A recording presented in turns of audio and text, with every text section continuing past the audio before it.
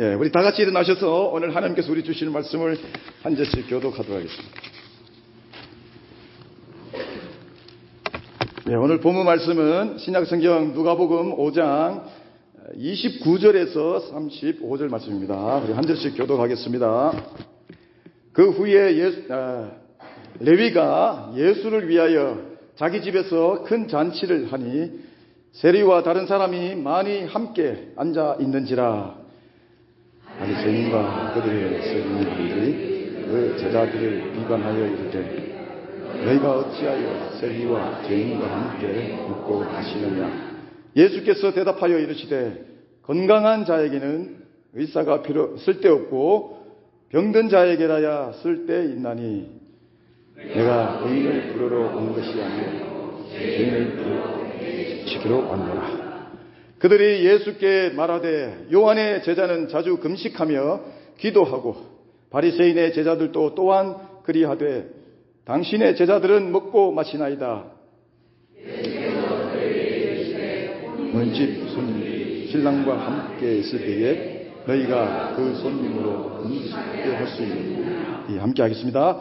그러나 그 날에 이르러 그들이 신랑을 빼앗기리니 그 날에는 금식할 것이니라. 아멘. 다 같이 앉으셔서 기도하겠습니다.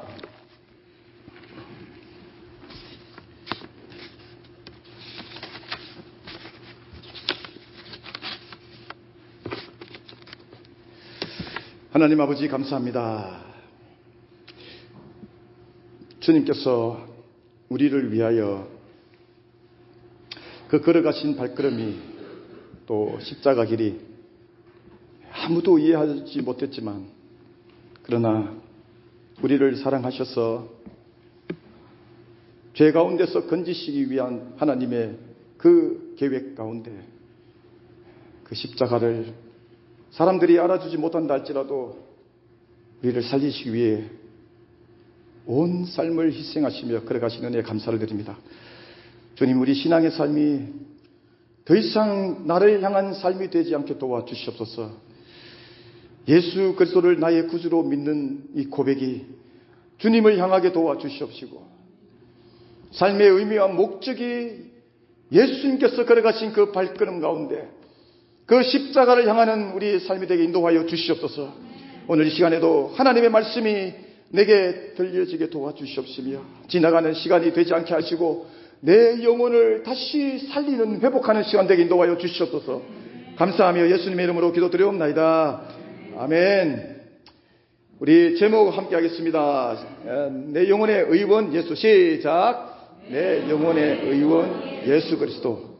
예수. 예, 예수인데 자, 이 의미가 벌써 제목을 딱 듣자마자 뭐 어떤 의미일지 벌써 아마 감이 이렇게 잡히실 것입니다. 뭐 또 이 말씀을 많이 들으신 분들은 그렇게 이미 마음이 벌써 앞서가고 계실 텐데 다 비우시고 우리 한 번 더 이 말씀의 의미를 또 생각하면서 도전받는 시간이 되길 원합니다.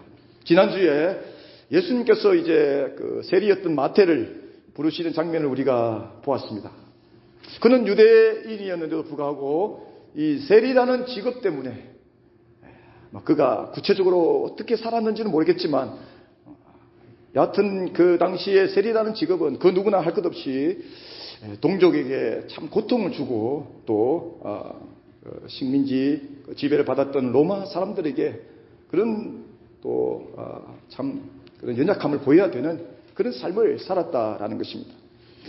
그 가운데 공동체 안에 들어가지 못하고 날마다 외롭고 또 고독하게 살아가고 있는 그에게 주님께서 또 부르시는 장면을 우리가 보게 된 것입니다. 오늘은 두 번째 시간으로 본문 29절에서 32절 말씀을 가지고 또 주님께서 어떠한 의미로 찾아오시는지 함께 보기를 원합니다. 이제 마태가 예수님의 부르심을 받고 그가 그 기쁨을 이제 견딜 수가 없어서 사람들을 초대하게 됩니다. 그런데 보통 사람들을 초대하게 되면은 그래도 좀 나름대로 좀 좋은 사람들을 초대하지 않겠습니까? 큰 잔치를 지금 베풀었을 때에 그래도 그에게 참 유익했던 사람들, 또 도움이 되는 사람들, 또 아니면은 우리가 상식적으로 생각할 때 사람들에게 좀 이렇게 좋게 보일 수 있는 사람들을 초청해야 되는데, 그러지 않고 오늘 마태가 초청한 사람들은 오늘 본문에 보니까 세리들이나 또 죄인들이었다, 이렇게 기록을 해주고 있는 것을 보게 됩니다. 어쨌든 지금 마태의 이 마음을 생각해 보면 그가 잔치를 베풀며 얼마나 기쁜 마음으로 또 그렇게 잔치를 열고 있었을까 하는 생각을 해보게 됩니다. 그동안 그는 정말 외롭고 고독하게 살아왔습니다. 또 사람들로부터 지나갈 때마다 그 마태가 보이면 손가락질을 또 받으며 또 무시당하며 그들과 말 한마디라도 섞고 싶지만 그 마태와 전혀 그런 반응을 보이지 않는 사람들을 보면서 그런 참 힘들고 고독한 시간을 보내며 살아오고 있었습니다. 그가 예수님의 부르심을 받고 이 처음으로 공동체라고 하는 그 귀한 의미를 그가 몸소 느끼며 이렇게 잔치를 베풀게 된 것입니다. 그런데 오늘 이 잔치의 그 장소에 예수님과 예수님의 제자들도 있었지만 또 우리가 이 본문을 기록하고 있는 마태복음과 마가복음에 보면은 여기는 뭐 죄인이라고 표현하고 있지만 죄인들, 그러니까 사람들이 세상에서 소외되고 마치 마태처럼 힘을 쓰지 못하는 아무런 그런 힘이 없는 사람들, 또 율법으로부터 또 연약함 가운데 정죄를 받는 사람들이 이곳에 지금 이렇게 모여 있었다라는 것입니다. 그런데 오늘 이 마태가 이렇게 참 크고 성황하게 사람들을 초청해서 정말 화려한 잔치의 자리에 한 가지 논쟁이 생기게 된 것입니다. 그것은 바리새인과 서기관들이 예수님과 제자들이 세리와 죄인들과 함께 식사를 하고 있다라는 전개였습니다. 사실 초대받았던 사람들은 아마 마태의 이 초대에 응하면서도 아마 긴가민가 했을 것입니다. 왜냐하면은 마태가 어떤 사람인데, 세리인데, 또 같은 동족에게 그동안 고통을 주며 그렇게 살아온 사람인데 그가 과연 잔치를 베풀고 아무도 그와 상종하지 않는 그런 삶인데 사람을 초청해서 잔치를 베푼다. 아마 그들 마음속에 그런 의구심이 들면서도 그 잔치에 참석했을 것입니다. 하지만 예수님께서 오늘 이 본문을 보면은 율법에 의하여 정죄함을 받고 있었던 그를 받아주시는 그런 모습을 보면서 예수님도 저 마태와 우리 상종하고 있지 않지만 마태를 저렇게 받아주시고 인정해 주시는데 아마 그들의 마음 또한 그 마태를 자연스럽게 인정하며 또 마음에 좀 혹시라도 불편함이 있지만 그 자리에 지금 이곳에 자리하고 있게 되었을 것입니다. 그런데 이렇게 참 좋은 자리, 참 연약한 자들, 또 죄인이라고 정죄받는 자들, 세리들, 사람들과 그런 상종하지 못하는 그런 연약한 자들이 예수님과 예수님 제자들과 함께 식사를 하면서 그런 화해가, 용서가 일어나고 있는 이 귀하고 정말 아름다운 자리에 바리새인과 서기관들이 또 나타나서 제자들에게 이렇게 비방하게 된 것입니다. 너희가 어찌하여 세리와 죄인과 함께 먹고 마시느냐 하고 말합니다. 이에 예수님께서 그들에게 건강한 자에게는 의사가 필요 없고 병든 자에게라야 쓸데있나니 내가 의인을 부르러 온 것이 아니라 죄인을 불러 회개시키러 왔노라 라는 이 의미심장한 말씀을 해주시게 됩니다. 지금 이 장소를 바라보면서 이곳에 모여있는 사람들을 보면서 바리새인과 서기관들, 종교 지도자들, 다시 말하면 그들이 율법 가운데 정말 율법을 힘을 다하여 지키고자 했던, 말씀을 지키고자 했던 그 사람들과 예수님도 그 당시에 말씀을 가르치고 전하는 랍비로서 있는데도 불구하고 예수님의 뜻과 이 종교 지도자들의 뜻이 지금 충돌하고 있다라는 것입니다. 바리새인과 서기관들은 지금 예수님과 함께 있는 자들을 향해서 구체적으로 그들이 세리와 죄인이라고 명칭하고 있습니다. 동일한 이야기를 하고 있는 이 마태복음과 마가복음에 보면은 함께 있었던 사람들을 향해서, 그들을 향해서 죄인들이라고 이렇게 단호하게 기록하고 있는 것을 보게 됩니다. 지금 이 잔치를 베푼 그 마태조차도 자기가 쓴 책에 자기가 있는 자리에 누가 죄인들이 있다고 누가 표현을 하겠습니까? 그런데도 불구하고 그가 자기와 함께 있는 이 자들, 자기가 베푼 이 자리에 있는 모든 자들을 향해서 죄인들이라는 그런 명칭을 지금 주고 있다라는 것입니다. 그러니까 지금 잔치 자리에 세리들도 있고 죄인들의 무리가 모여서 그곳에는 학자들이 이렇게 얘기합니다. 날마다 주님을 따라다녔던 연약한 자들, 병들어서 주님을 따라다니면서 한번 고침받으려고 하는 사람들, 또 아니면은 말 그대로 정말 그 공동체에서 소외되고 힘이 없고 또 마치 마태처럼 그런 사람들과 교제할 수 없는, 상종할 수 없는 연약한 자들이 이곳에 모여 있었다라고 그렇게 해석하는 사람들도 있습니다. 이렇게 여러분 죄인들이라고 했을 때에 저와 여러분에게 먼저 번뜩하게 드는 것이 이 사람들이 무슨 죄를 지었나, 도둑질을 했나, 강도질을 했나, 살인자와 같은 그런 이미지로 우리가 지금 상상하고 계실 것입니다. 하지만 여기서 죄인들이라고 하는 이 단어의 의미 속에는 도둑질하고 강도질하고 무슨 살인한 그런 법적인 죄인의 의미가 아니라 오늘 이 바리새인과 서기관들, 종교 지도자들이 정죄하고 있는 것처럼 그들은 종교적인 개념으로 율법에 의해서 율법이 정한 그 내용대로 그들이 살지 못하고 율법을 어기고 살고 있는, 율법을 범하고 살고 있는 그런 의미를 지금 담고 있다라는 것입니다. 그래서 여기 있는 사람들, 마태뿐만 아니라 그곳에 있는 연약한 자들, 죄인들 모두가 다 율법으로부터 정죄함을 받는 죄인들이다라는 것입니다. 지난주에 제가 말씀드린 대로 세리라는 직업, 그 직업 자체가 정죄함을 받기보다 세리로 사는데 무슨 정죄를 받을 일이 있나?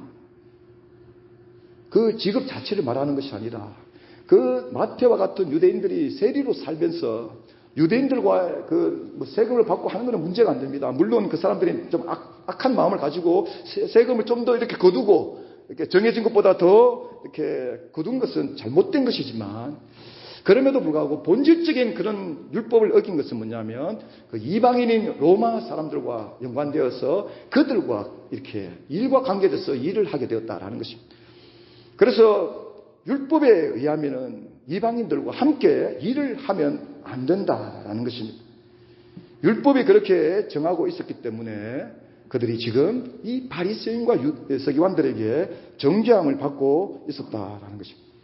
당신은 이렇게 이러한 자들과 심지어 식사를 함께 했어도 안 된다라는. 그러면은 그들은 동시에 또 정죄함을 받게 된다라는 것입니다. 그런데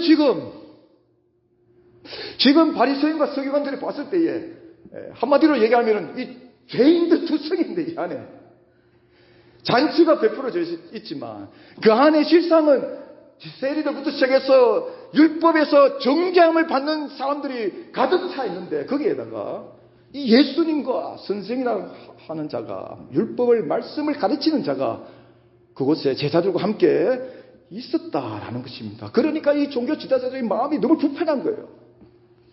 분명히 그 예수가 병자도 고치고 사람들이 따라다니고 그가 누군지 정말 랍비로서 존경하며 그렇게 따라다니고 있는데 그런데 해서는 안 되는 것, 그들이 지금까지 전통적으로 내려오는 것, 율법을 지키는 것, 이방인들과 교제를 해서는 안 되는 것, 심지어 식사를까지도 해서는 안 되는 그 장소에서 예수님이라는 그 선생 랍비가 제자들과 함께 그 자리에서 죄인들과 함께 식사를 하고 있었다라는 것입니다. 그래서 종교 지도자들이 지금 이 비방하고 있는 이 내용은 문제가 없다라는 거예요. 율법적으로 봤을 때에. 우리가 생각할 때는 예수님을 막 그렇게 못살게 굴고 하니까 바리새인과 서기관들은 무조건 잘못되고 악행을 저지르고 그런 것이 아니라 바리새인과 서기관들은 율법을 지키면서 어떻게든 그 말씀을 지키려고 노력했던 사람들입니다. 물론 그 속에는 진실하지 못한 것 때문에 예수님으로부터 이 회칠한 무덤 같은 존재들이라고 그런 참 칭함을 받기도 하지만 그럼에도 불구하고 형식적으로 외형적으로 봤을 때는 그 누구보다도 일반 이 유대인들 사람들보다도 동족들보다도 말씀 가운데 말씀을 지키면서 죄를 짓지 않고 그렇게 살려고 노력했던 사람들이라는 것입니다. 그렇게 살아오고 있는데 지금 예수님과 제자들을 보게 된 것입니다. 예수님과 제자들이 그러한 율법에서 정죄하고 있는 자들과 이렇게 함께 식사를 하고 있었다라는 것입니다. 아마 저와 여러분이 바리새인이나 서기관들 아니면은 좀 이렇게 말씀을 지키려고 좀 이렇게 애쓰고 살려고 하는 입장에서 봤을 때는 아마 동일하게 아마 불편했을 것입니다. 우리도 이게 고정관념이 있잖아요. 신앙생활에. 이렇게 살아야 된다는 거. 근데 거기에 뭔가 약간 자유함을 누리며 이렇게 하고 있는 사람들 보면 불편하잖아요. 저렇게 자기 마음대로 사는 것 같고. 그래서 그들이 지금 우리가 생각하는 것처럼 막 억지로 그냥 막 정죄를 하고 못 살게 굴기 위해서 따라다니면서 그렇게 행한 그런 모습이 아니었다라는 거예요. 그냥 죄를 뒤집어 씌우기 위해서 악한 마음을 품고 그렇게 행한 것이 아니라 그들이 지키고자 했다는 그 율법에 그들이 어긋났기 때문에 마음에 불편함을 가지고 오늘 이렇게 지금 묻게 된 것입니다. 제자들에게. 그런데 여기 보면은 종교 지도자들이 제자들을 향해서 비방하고 있는 것으로 보입니다. 제자들을 향해서 너희 선생이. 그런데 마태가 기록한 마태복음에 보면은 마태는 이렇게 기록합니다. 더 구체적으로 바리새인들이 보고 그의 제자들에게 이르되 어찌하여 너희 선생은 세리와 죄인들과 함께 잡수시느냐라고 이렇게 비방합니다. 그러니까 지금 이 오늘 본문에 누가는 지금 제자들 향해서 말하고 있는 것 같지만 그러나 마태 본인 자신은 제자들에게 묻고 있지만 그러나 그 질문의 그런 방향은 예수님을 향하여 있었다라는 것입니다.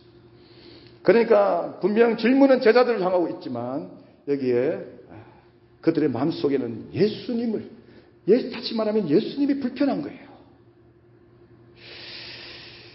여기에 중요한 단어가 나오는데 바로 선생입니다.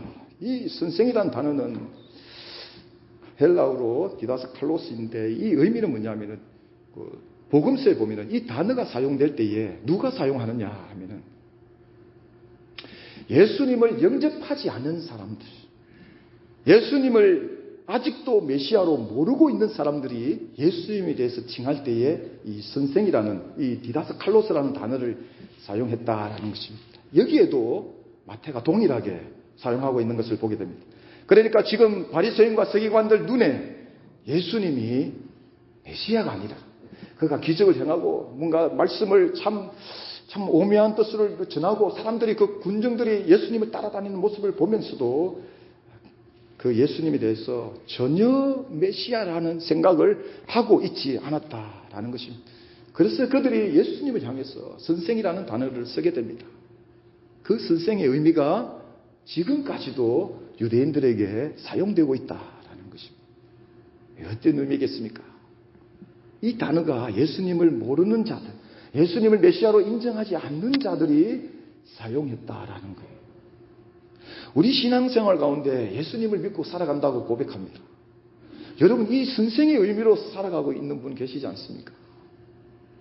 예수님이 내 영혼의 구원자 되시냐라는 것입니다.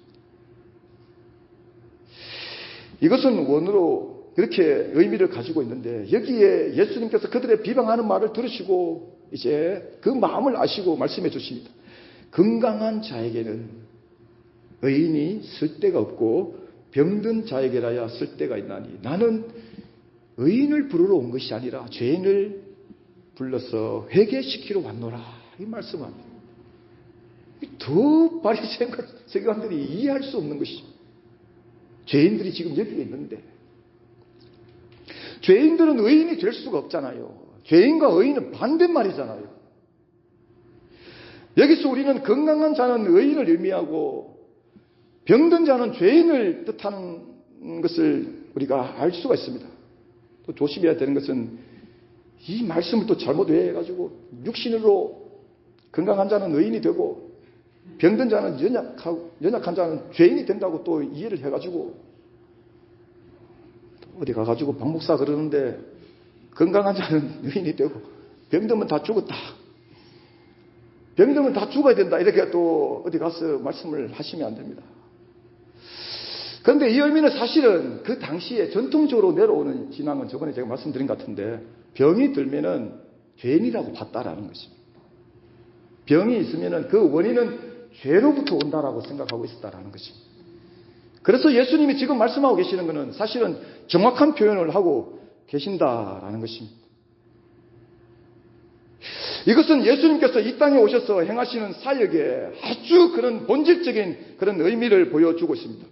그가 이 땅에 오셔서 십자가를 향해서 걸어가시는 한 걸음 한 걸음이 그 모든 발걸음들은 바로 이 병든 자, 다시 말하면 전통적으로 내려오는, 지금 우리가 생각할 때는 병든 자가 무슨 죄인입니까? 어떤 여러 가지 이유로 인해서 병이 들 수가 있는데, 어디 한국에는 한때는 막 기도원에 가면 무조건 그냥 병마야 떠나가라 막 이렇게 기도하고 있는데, 이게 제가 하다가 사람 죽이기도 하고 이런 사건이 생기는데, 이게 성경을 잘 해석을 해야 되는데, 어찌됐든 간에 그 당시에 그 시점으로 봤을 때는 병든 자는 죄인임을 의미했다라는 것입니다.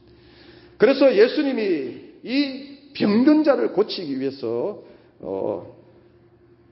건강한 자는 의인이 쓸 데가 없고 병든 자에게라야 의인이 쓸 데가 있다라는 것입니다. 이 땅에 건강한 자가 있겠느냐라는 것입니다. 아무도 없다라는 거예요. 우리가 예수님을 믿고 살아가는데 제가 가끔씩 자꾸 해서 말씀드리지만 내가 정말 주님 앞에서 왜 죄인인가라는 것입니다. 이게 안 받아들여지는 거예요. 마치 이것보다 더 바리새인과 서기관들이 와서 야 너는 죄인이라고 이렇게 구체적으로 뭐 잘못했고 뭐 잘못했고 이렇게 해주면 좋겠는데, 그런데 이거 우리가 특별하게 그런 죄를 짓고 살고 있지 않는데 이 성경은 우리를 향해서 죄인이라고 이렇게 먼저 낙인을 찍고 있다라는 것입니다. 그래서 이것이 불편해서 교회를 다니기 힘들 수도 있고, 어떤 사람들은 그냥 이것만 접어두고 신앙생활을 하고 있는 분들이 얼마나 많은지 모릅니다. 그런데 오늘 예수님께서는 이 땅에 오신 목적이 건강한 자를 위해서 살리시기 위해서 오신 것이 아니라 병든 자, 다시 말하면 그 당시에 죄인이라고 낙인 찍고 있는 그런 병든 자, 죄인을 위해서 부르시고 회개시키기 위해서 오셨다라는 거예요. 이것은 뭐냐면 우리 신앙의 삶의 본질적인 목적이 여기에 있다라는 것입니다. 그러니까 자신을 죄인이라 여기지 않고 있었던 이 바리새인과 서기관들에게는 예수님이 어떻게 보이겠습니까? 아무리 예수님이 무슨 말씀을 해도 안 들리는 거예요. 이게 딱 지금 이게 그 신앙이 딱 잡혀있기 때문에 제가 여러분들에게 아무리 이 말씀을 전하고 바꿔 얘기하면은 아무리 목이 터지라고 선포해도 여러분들이 가지고 있는 신앙관이 있잖아요. 신앙생활을 이렇게 짧게 하고 오래 하고가 문제가 아니라 여러분들 속에는 가지고 있는 신앙관이 있잖아요. 신앙관. 그것을 깨뜨리지 못하면 아무리 성경이 말하는 대로 선포하고 한다 할지라도 인정이 안 되는 거예요. 인정이. 바리새인과 서기관들에게는 뭉뚱그려서 다 이게 죄인이었다라는 것입니다. 심지어 예수님까지도. 왜냐하면 지금 그들이 정한 그 율법대로 그들이 지금 그 죄인들과 함께 식사를 하고 있기 때문에, 그래서 예수님을 죽이게 되는 그런 발단이 되게 된 거예요. 아니 우리는 지금 이 율법을 지키면서 이렇게 애쓰고 살아가고 있는데 저 선생이라는 예수라는 자가 저 죄인들과 한통 속이 되어서 죄를 짓고 율법을 어기고 마음대로 하면서 살아가고 있는데 견딜 수가 없었던 것입니다.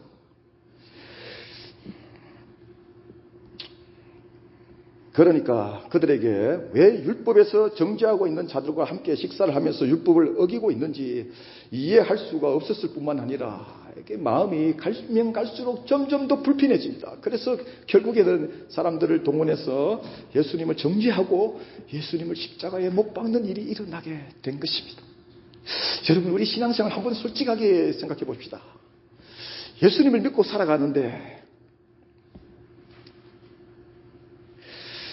우리 편한 대로, 편한 마음으로, 말씀도 편하게 타고 오는 것을 우리가 이렇게 음식을 치면 섭취를 하면서 나의 마음을 불편하게 만드는 말씀들은 다 이렇게 제껴두는 경향이 있지 않습니까?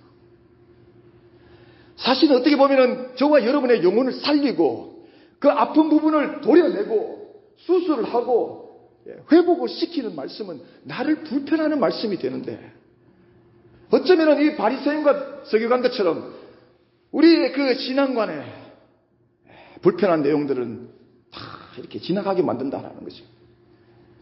그래서 우리가 가진 눈으로 그것을 하나님의 말씀을 보면서 내 마음을 흡족하게 만드는 것, 때로는 내가 원하는 대로 위로하고 그런 소망을 주는 말씀대로 붙들면서 살아가고 있는데, 사실은 그 말씀을 붙든다 할지라도, 아무리 우리가 그 말씀을 붙든다 할지라도 우리의 영혼을 수술을 못 시키는 거예요.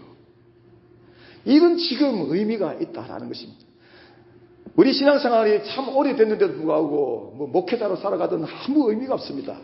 주님 앞에서 살아갈 때에 하나님의 말씀이 나의 영혼에 상처된 부분들을 도려내느냐 도려내지 않느냐는 우리 신앙의 삶을 변화시키느냐 변화시키지 못하고 어제와 오늘과 동일하게 살아가게 만드느냐, 거기에 달려 있다라는 거예요.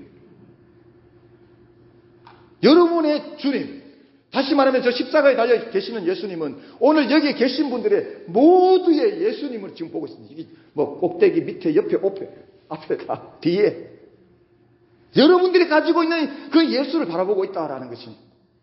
예수를 믿고 구원을 받으면서도 내가 원하는 나의 예수님을 보고 있는 것입니다. 예수님이 나의 이 영혼의 상처와 영혼의 병든 것을, 다시 말하면 이 근본적인 인생의 문제를 도려내고 아프고 불편하지만 그 말씀이 내게 생명이 되어서 참된 소망이 되어서 나의 영혼을 고치시고 살리시는 능력의 말씀으로 다가오는 것이 아니라, 내가 보는 예수님, 내가 만족하는 예수님, 내가 바라고 있는 그런 신앙관 안에서 예수님을 모시고 섬기고 살아가고 있다라는 거예요. 얼마나 여러분 부족한 예수님입니까? 우리가 가지고 있는 예수님이. 그래서 우리를 변화시키지 못하는 거예요. 우리 삶을, 우리의 영혼을 살리지 못할 수도 있다는 것입니다. 여러분들이 하나님의 말씀을 볼 때에 하나님의 말씀은 생명입니다. 이거는 변할 수가 없는 말씀입니다. 그런데 왜 사람을 살리지 못하는가? 바리새인과 서기관들처럼 내가 원하는 예수님을 보기 때문에, 내가 원하는 말씀으로 섭취하기 때문에 나를 살리지 못하는 거예요. 내 영혼의 의원이 되지 못한다는 것입니다. 예수님이. 그래서 나의 육신은 열심을 다하고 주님을 섬기며 기뻐하며 즐거워하며 살아가고 있는데 내 영혼은 해결이 되지 않는 거예요. 주님이 오늘 말씀하십니다. 죄인을 불러서, 그 당시의 개념으로 병자들을 불러서 고치시겠다라는 것입니다. 죄인을 회개시키겠다라는 것입니다. 지금 우리의 입장에 봤을 때는 여러분, 병든 것이 죄가 될 수가 없잖아요. 여러 이유 때문에 병든데. 그런데 이 의미 속에 있는 본질적인 의미, 죄라는 것, 죄인이라는 것, 저와 여러분이 예수님 앞에서 죄인이라는 사실, 그러면 우리의 영혼을 해결해야 되는 문제가 우리 가운데 있다라는 거예요. 있다라는 거. 그래서 그것을 어떻게 해결할 것인가? 주의 말씀이 지금 우리를 살리고 있는데 안 보이는 거예요. 바리새인과 서기관들의 눈으로 성경을 보니까 내가 가지고 있는 이 좁은 눈으로 하나님의 말씀을 이해하고 바라보니까 그 말씀이 나를 살리지 못한다는 것입니다. 여러분, 예수 믿는다는 것은 죄가 해결되었음을 믿을 수 있기를 바랍니다. 우리 강덕희 목사님께 어제 새가족 환영회를 마치고 우리 이진수 집사님과 함께 다녀왔는데 얼마나 많이 회복되셨는지, 조금만 무슨 말씀하시면 이러면서 말씀하시는데 마음이 너무나 좋았습니다. 지난주 병원에 계실 때보다 훨씬 더 눈에 띄게 회복되셨음을 볼 수가 있었습니다. 이제 목사님께서 기도에 감사하다고 우리 성도님들한테 전해달라고 하시는데 아마 여기에 또 여러분들께서 또 방문하신 분들이 계신 줄 믿습니다.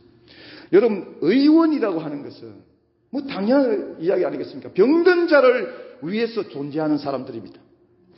가운 딱 입고 딱 멋지게 입고 이런 게 아니죠. 살리는 사람들 아니겠습니까? 의원이 만약에 나는 지금부터 이제 좀 운동을 해가지고 성공을 해야 되겠다. 나는 이제 비즈니스 하는 거 좀 잘해가지고 성공해야 되겠다.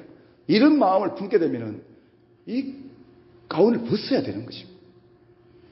그런데 더 보다 중요한 것은 뭐냐면은 의원에게 누가 가느냐라는 것입니다. 의원에게 누가 갑니까, 여러분? 건강한 사람이 갑니까? 병원 가기를 누가 좋아합니까? 아파도 안 갈라 하는데, 참부터 참고 병원 가기 싫어하는데. 여러분, 당연하게 의원에게는 아픈 사람이 필요한 거예요. 병든 사람이 필요한 것입니다. 병든 사람이 가는 거예요. 좀 더 구체적으로 얘기하면은 내가 아프다는 걸 인정하는 사람이 가는 것입니다. 내가 지금 병들었다는 것을 인정하는 사람이 가는 거예요. 심지어 아픈데도 저 같은 경우는 좀 아파도 웬만하면 병원 안 갑니다. 아픈 것을 인정을 안 하려고 하는데 어떻게 병원에 가겠습니까? 이렇게 여러분, 오늘 예수님께서는 병든 자, 다시 말해서 죄인을 구원하시기 위해 이 땅에 오셨음을 말하고 계신다라는 것입니다. 그런데 중요한 것은 그분이 나의 영혼을 살리시는 의원으로 필요함으로 깨닫고 보고 있느냐라는 것입니다.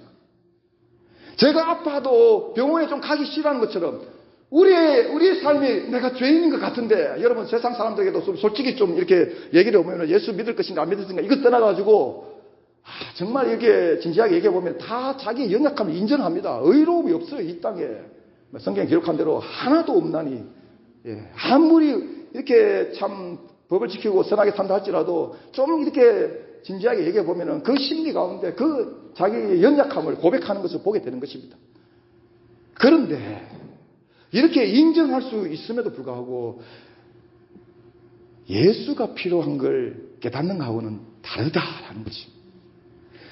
예수님이 내 영혼을 살리시는 의원으로 보느냐? 아픈데도 불구하고 병원 가기 싫어하는 저의 습관, 서슴처럼 자기의 연약함을 아는데도 불구하고 내가 이게 죄인인데 내가 정말 어떻게 하면 나의 인생을 여기서 벗어날 수 있을까 고민하면서도 예수에 대해서 생각하지 못하고 예수에 대해서 인정하지 못하고 그렇게 살아갈 수가 있다라는 거예요. 심지어 예수님을 믿는데도 불구하고 안타까운 것은 뭐냐면은 예수님을 믿는데도 불구하고 나의 연약함을 인정하기가 싫은 거예요. 마치 내가 무너지는 것처럼. 그래서 우리가 주님을 믿고 살아가는 모습에 있어서 많은 사람들이 그냥 내가 원하는 것을 취하기를 원한다는 것입니다. 그게 제일 편하니까 기도해서 구해서 얻고 도움을 구하고 의지하고 그게 제일 편한 거잖아요. 그런데 주님이 의원으로 다가오시면은 나를 고쳐야 되는데 얼마나 불편해요, 여러분. 하나님의 말씀이 여러분들의 심령의 골수를 쪼개면은 얼마나 아픕니까, 여러분. 그게 생명인데 사실은 그게 예수님이 생명이 되셔서 우리를 지금 살리고 계시고 회복시키고 계시는데 우리는 그것을 자꾸만 이렇게 피한다라는 것입니다. 저와 여러분의 믿음 속에 요구되는 것은 정말 그분이 나의 영혼을 살릴 수 있느냐라는 것입니다. 다른 거 아니에요, 여러분. 믿는다고 하는 것은 주여 믿습니다 소리치라고 옛날에 하도 그래가지고 제가 목이 다 쉬어버렸는데 변성기 때 목사님 잘못 만나가지고 소리치라 해가지고 믿습니다 하고 막 부흥회 때 하도 소리치다 보니까 나중에 변성기인데 허스키가 되어버렸습니다. 근데 또 지금 좋습니다. 소리친다고 믿는 게 아니에요, 여러분. 하나님의 말씀이 저와 여러분에게 이 불편하게 다가올 때에 의원이 되셔서 내 영혼을 새롭게 하시고 내 영혼을 살리시기 위해서 십자가 보혈의 은혜로 다가오시면서 내 영혼의 그런 상처된 부분들을 회복시키기 위해서 치료하시기 위해서 다가오실 때에 저와 여러분의 반응이 어떻게 되느냐에 따라서 그 생명력을 가지게 된다라는 사실입니다. 이 은혜가 저와 여러분에게 있기를 주님 이름으로 축원드립니다. 이제 며칠 있으면 우리 최윤정 집사님 남편분께서 수술을 하시게 됩니다. 지금 마음에 좀 많이 참 불안해하고 있는데 여러분 기도해 주시면 감사하겠습니다. 수술 전에 우리 마음에 그런, 우리가 만약에 수술을 당한다면 수술 전에 우리 수술하신 분들도 계시고 근데 그 마음에 우리 환자로서 가져야 되는 그런 첫 번째 마음이 무엇이겠습니까? 나의 이 수술을 집도하시는 의사 선생님에 대한 신뢰가 아니겠어요? 그래서 더 좋은 선생님, 더 확실한 선생님을 자꾸 찾아서 우리가 그 길을 찾아가는 거 아니겠습니까? 여러분, 믿음은 다른 것이 아닙니다. 그분에 대한 신뢰를 말하는 것입니다. 주님을 우리가 신뢰할 때에 어떤 일이 생긴다면 우리 가운데 평안이 주어져요. 평안이 왜 없을까 했을 때에 다른 데 있지 않습니다. 우리가 믿는 주님을 신뢰하고 있지 않다는 것입니다. 신뢰하지 않기 때문에 내 속에 자리하고 있던 평안이 어느 순간 다 사라지게 된다는 것입니다. 그 평안은 인생의 근본적인 문제인 이 죄가 해결되었음을 의미합니다. 죄를 해결하셔야만이 주님이 주시는 평안을 누릴 수가 있습니다. 주님이 주시는 평안이 또 어떤 의미인지를 깨닫게 된다는 것입니다. 사랑하는 여러분, 주님이 정말 여러분들에게 영혼의 의원이 되십니까? 내 영혼을 살려주셨음을 믿으십니까? 여기에 우리 교회 공동체 모두가 다 아멘으로 화답하는 그런 생명의 공동체가 되셔서 이 영원한 생명을 누리며 주님 주시는 평안 가운데 가는 삶이 되시기를 주님 이름으로 축원드립니다.